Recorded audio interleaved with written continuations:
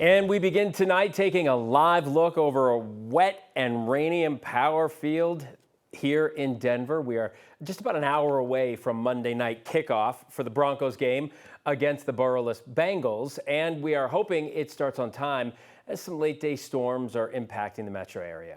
Thanks so much for joining us, everyone. I'm Phil Lipoff. And I'm Kim Christensen. We're going to get right to 9 News Chief Meteorologist Kathy Sabin. No pressure, Kathy, but the Broncos are counting on you. I know. I mean, turf toe sounds terrible, but thunder, lightning, and rain when our Broncos are on Monday Night Football sounds pretty bad also. So we're certainly hoping that whatever's happening out there right now just moves on out of here in the next hour. So Mother Nature hopefully cooperating. The rain has stopped here in Denver, but that system has also brought temperatures down out of the mid-70s into the mid-60s. So it's a little cool and damp out there. And people are starting to kind of come out of the tunnels out there. Hopefully that lightning delay, we're done with that. Kickoff temperature 65 degrees and the chance for a shower and then clearing quiet for the rest of the night. All this moisture is coming in from this upper level low to the south, pumping moisture northward into Colorado. So there's a lot going on the radar. Very spring-like for late September, a bit unusual. And we're seeing those heavier showers south and east of Denver. The showers much lighter over downtown and Empower Field. There is a little bit of lightning out around DIA. We haven't talked about that. You might want to call and check ahead if you have travel plans in or out of the airport. But I think the rain is starting to let up and there's a bit of clearing off in the distance. So hoping that trend continues over the next hour or so, because once this wave moves through, I think we're going to be okay. Temperatures trending cool, sweatshirt weather for sure. And if you have like a rain jacket, not a bad idea. Weather headlines include another check of that radar coming up. We've got a warmer, drier Tuesday forecast and this mild, dry weather trend coming up for October. It's going to look and feel a lot more like summertime than actually fall. So that's going to be kind of a fun forecast to show you. So kind of looking around the area at the, oh, look, guys, we're getting a little bit of clearing here off to the west. Storms are beginning to move off to the east. So let's hope this trend continues. Our friends out on the eastern plains are starting to see our fun weather now. Cameras bumping and bouncing around a little bit out around the Yuma area. We like to take a tour with our Viara camera. Look, guys, the aspen leaves look so vivid up in Winter Park this hour with a few showers showing up on that camera as well. So temperatures today in the mid-70s. Coming up, you're not going to believe the forecast that we have for the first few days of October. October 1st is Wednesday. If you thought these numbers were nice and toasty and warm, wait till you guys see the outlook for the second half of this week. All right. Thank you, Kathy. All right, a Colorado law requires yearly inspections of amusement parks and adventure attractions, but documentation of problems that are found may never actually become public. And that reality is underscored by a fatal fall at a climbing course and a $200 million judgment in a child's death on a thrill ride. In both cases, inspection reports available to the public reported the attractions were safe. Kevin Vaughn from 9 News Investigates joins us now. And Kevin, you found there's a lot in these reports that just don't tell us everything. Kim and Phil, they tell us that an inspection was done and that the attraction was safe at the moment it was finalized, but they give us no clue as to whether there's any history of problems. Looking for a nursing home?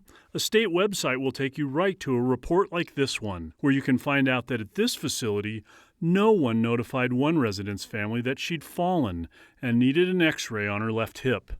If you're hungry for a burger, a different state site will take you to an inspection report like this one, and you'll know this restaurant was dinged for poor hygienic practices. There's good reason why that kind of information is public. Who wants to eat at a restaurant where there are bugs in the food? Miranda Spivak advocates for transparency in government records. I wouldn't be relying on the restaurant to tell me that everything's great in their kitchen. But when it comes to amusement parks, carnivals, and adventure attractions, like the Via Ferrata climbing course where a woman fell to her death earlier this month, it's a different story. While the investigation into Olivia Copeland's death continues, 9 News Investigates pulled 5 years of annual inspection reports for that company. They tell us only that if problems were found, they were fixed, not whether there were problems in the first place, or what they might have been, or even how they were addressed. The reports don't seem to say very much, but somebody came to that conclusion that it was safe. And How did they come to that conclusion? That's the document you need. But Colorado law doesn't require that documentation of those problems be made public.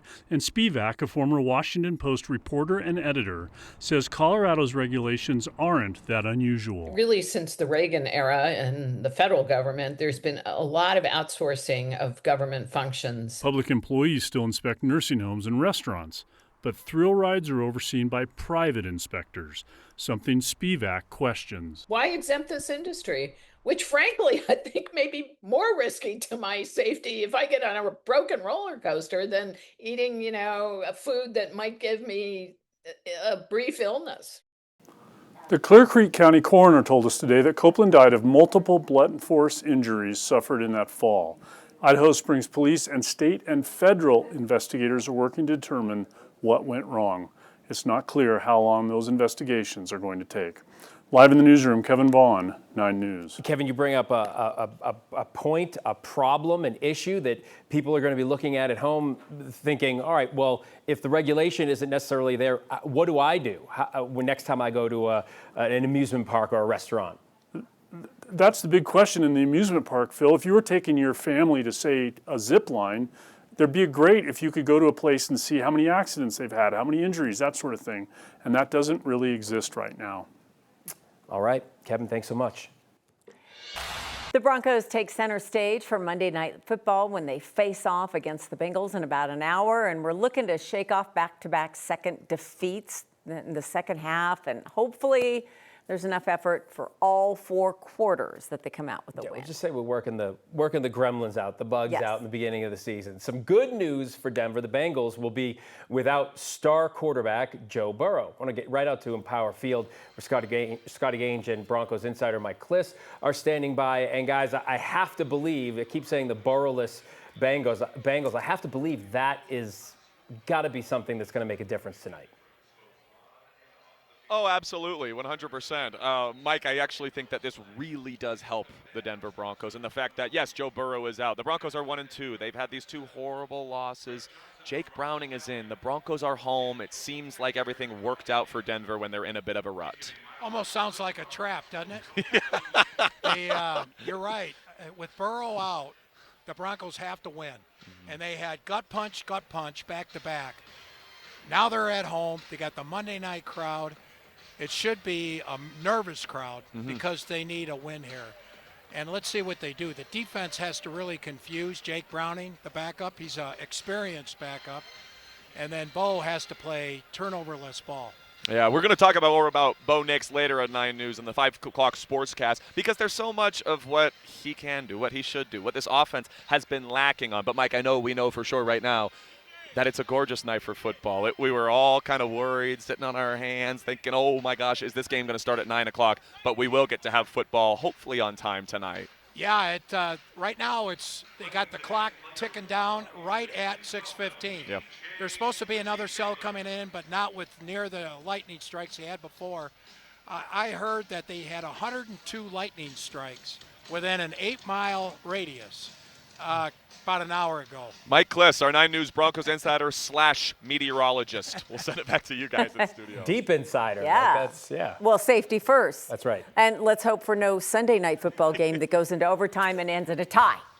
That was a long night. Which is why we still have bags under our eyes today. But you guys look great. That sounds personal, Kim. Yeah, it was Tell us personal how you really for me. feel, Kim. It was personal. All right, thanks, guys.